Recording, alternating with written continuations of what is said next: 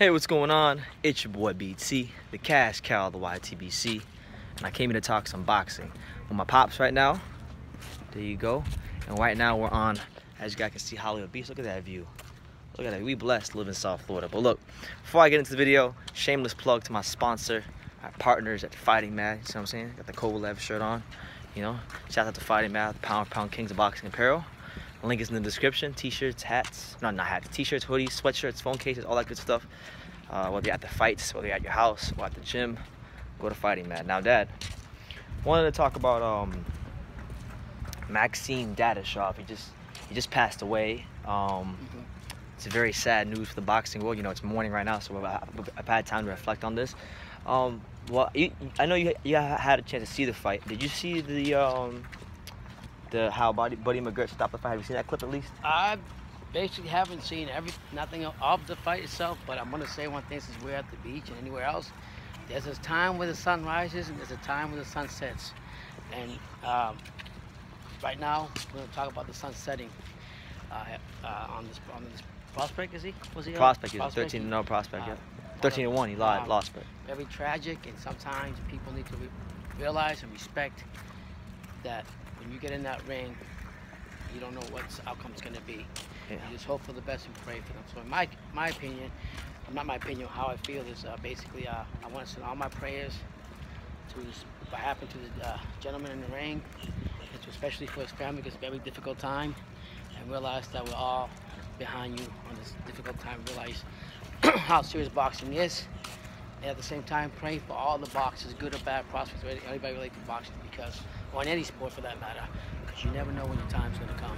Absolutely. So there you have it. But you know, Maxim Dadashev, he was a prospect. You know, he was 13-0 coming into this fight. This was like his first step-up fight, and he was fighting Subrio Matias, I think that was the guy's name, from Puerto Rico. Yeah.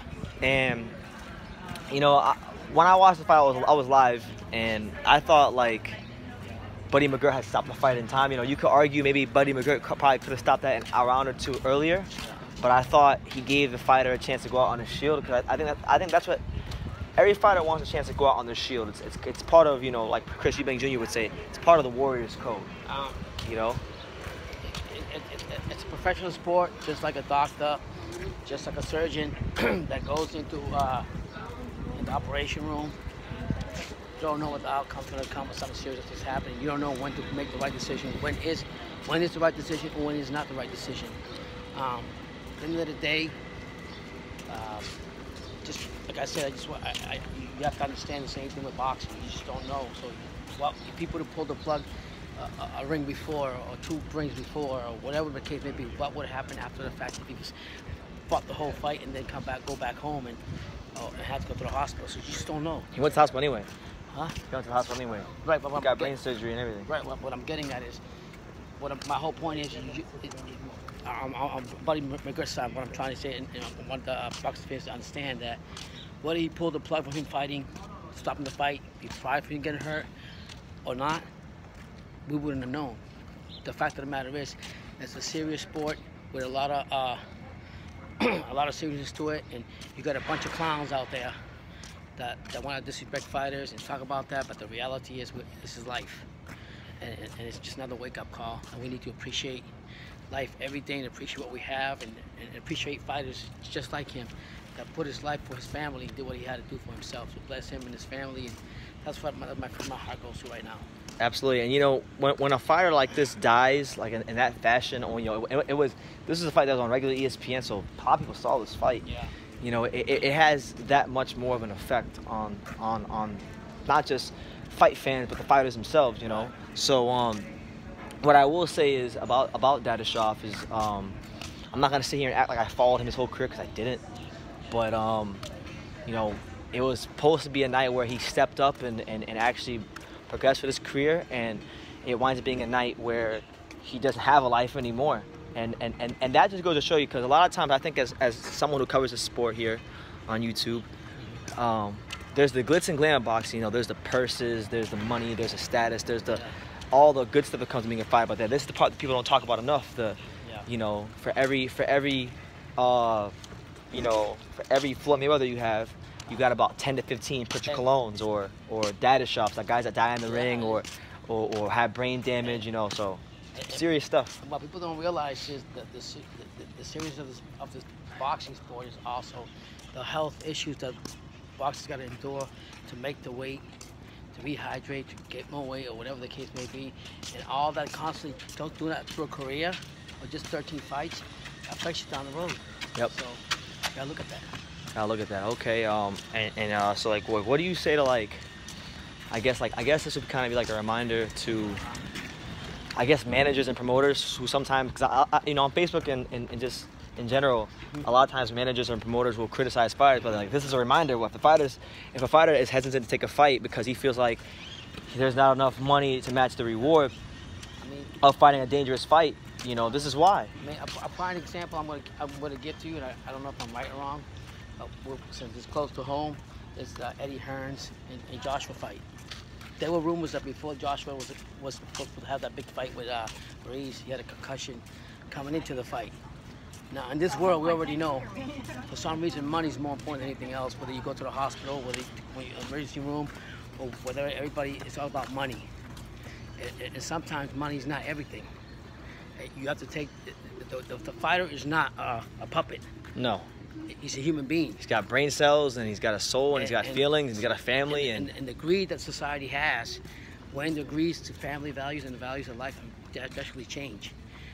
And we are promoted. Like, I'm not just trying to hate on Eddie Hearns or any other promoter. I'm just saying you need to put the party straight and understand that if the boxers out there, you need to make sure that you compensate them the right way. Yep. And pay them the right way. Yep. And because every time they go in there, it's a danger, and it's just sad that promoters know that some fighters, their ability and their health are not even that they're up to par to get in there, and they don't care. They just care about the money. Yep. So I mean, it's just wrong. There you go. Well, one thing that I did hear, I don't know how true this is, but I heard it on Twitter and through a couple other people on Facebook, is that supposedly the Russian boxing, because he's from Russia, supposedly the Russian Boxing Federation, they're going to step in and they're going to, I guess, pay his wife or take care of his wife. I don't know how true that is. I put no stock into that, really. And not to disrespect them, but you know, we hear things like that all the time, and there's no way of really knowing that. It's like people want to do things after the fact. Yeah. On anything. They don't want to do things before the fact. And one of the biggest issues we have with boxing is they don't have a true sanctioned body. I don't know about the UK, I don't know anywhere else, or Russia, whatever, to protect fighters when they do have health issues back like in the day. Like a union. Like the NFL, MLB, NBA. Yeah, they don't really, it's not priority to them, but they don't realize that these boxers are the ones that are making the sport be what it is today. For the promoters, for the managers, for themselves. So I mean, without them, there is no promoters and managers. Right. So, I mean, at some point, like I said, you have to decide what you want. And I think at some point, there's got to be somebody stepped up or come up with some kind of union for the fighters.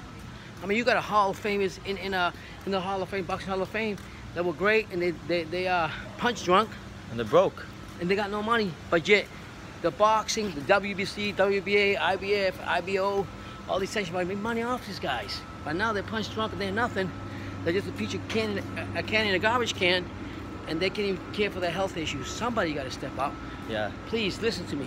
So if anything, if this whole Dadashev thing has done anything, it's done two things. It showed, first of all, how serious boxing is, and two, it's actually kind of like highlighted a lot of things that are wrong with the boxing as a sport. Not the sport, but the things around the sport. Yeah, you know, the something to protect the athlete and their families.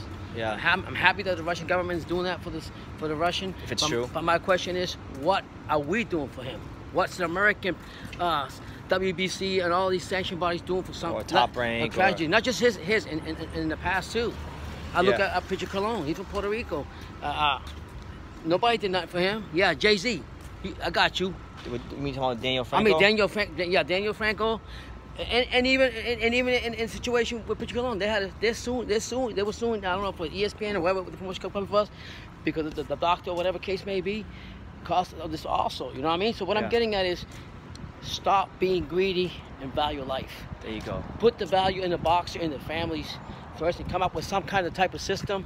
Because if I have the money, that's the first thing I would do. I don't care if I'm broke. I'm broke now, but I still would go ahead and take care of family and the people in their lives. Because without them going in and fighting, and the gladiators fighting in the ring, there is no boxing. There is no money for the promoters. There is no money for this and that. Yeah. Give some type of respect to these fighters. That's what it is. Stop treating them like pieces of meat. And to the fans out there, like I know it gets passionate on here. I know sometimes we can say this guy's dogging that guy, and we have a right to feel that way. We still love the. But we love the fighters. We respect the fighters, and I don't want to see any fighters, regardless of what I may feel about their fighting style, suffer when they hang up the glove. Because I have this much of a grasp on what it takes to get in that ring, and I really don't think I want to find out the full thing. No, because it's a lot. It takes a lot to get in that ring on that level. You know. You gotta be really cold-hearted, or be a butcher in a meat shop, and just not think about the person that actually dedicated their life to you as a trainer, as a promoter, and made you some money. And now they go to some type of tragedy like this one, and so forth and so forth, and they just forget about them. It's so sad. Somebody got to step up. There you have I don't care who does it. Somebody got to step up. With that being said, our prayers go out to Maxim Dadashev's family.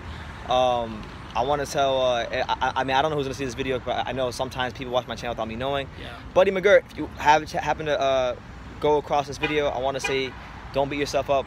You did the right thing. You stopped the fight. And credit to Maxim, you know, even though, look, I'm very sad that he died, and it's never good to take punishment, but I mean, to his credit, Maxim wanted to fight to the very end. Amen. And that's a true fighter. Yep, that's a true fighter. Exactly. And like I said, for the trainers, I can also compare them to surgeons that make calls on the table with his life. Right? You know, you never wrong, so don't understand. You understand. You've been around the boxing game to know McGirt, so we're praying for you also. Praying for everybody and all of the boxers, whatever. When they go in the ring, when they don't go in the ring, we're just praying for them because we know how serious this is. Yeah. People need to take life more serious instead of money. Absolutely. And special prayers go out to some of my friends in the fight game: Blake Davis, Adrian Granados, Trevor Bryan. Am I missing anybody? Trevor Bryan, Amiri Mom. Yeah, I'm missing some. Carlos Monroe. Riddick Bowe. I'm talking about active fighters. I don't care. They're the past. They still got effects from what they're getting, and if nobody helped them out, Calvin Brock, Michael Spinks. Was it Michael Spinks the one? I'm talking about my friends specifically. I'm shouting out my friends here. Yeah. Musa Tersingliev, Rob Duran Jr. Lawrence Newton, Dominique Francis, Keenan when he spars. No. Just shout out, you know, just prayers go out to all my friends in the fight game, all weight classes. Harold Calderon was fighting this week, you know, God bless him. Yep. And that's what it is. So yeah, you know, we take this very seriously on True School Sports, you know, and just God bless Maxim Dadashev and his whole family. Have a blessed day. There you go. Thank you.